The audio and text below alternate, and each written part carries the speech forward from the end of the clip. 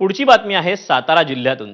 सातारा जिल्ह्यातील फलटण नगरपालिका निवडणुकीच्या प्रचाराच्या दरम्यान राजकीय वातावरण चांगलंच तापलं। माजी सभापती रामराजे नाईक निंबाळकर आणि भाजपचे माजी खासदार रणजित नाईक निंबाळकर यांच्यात आरोप प्रत्यारोप सुरू आहेत। आपल्या कार्यकर्त्यांना आणि भगिनींना त्रास झाला तर काळा कोट घालून कोर्टात उभं राहीन असा इशारा रामराजे नाईक निंबाळकरांनी नाव न घेता रणजित निंबाळकरांना दिला होता। यावर रणजित नाईक निंबाळकर यांनी नाव न घेता रामराजेंना प्रत्युत्तर दिलं। आणि तुमच्या मागे मी आहे ना, का घाबरत नाही? याच्या पुढे जर कार्यकर्त्याला त्रास झाला, महिला भगिनीला जर त्रास झाला, हा रामराजे काळा कोट घालून कोर्टात उभं राहील तर मी वकील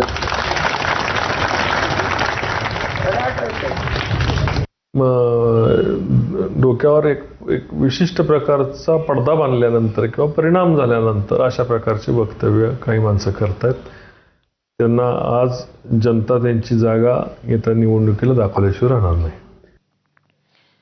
आणि पुढची बातमी नवी मुंबईतून येते। नवी मुंबईमध्ये महापालिका निवडणुकांच्या पार्श्वभूमीवर ठाकरेंची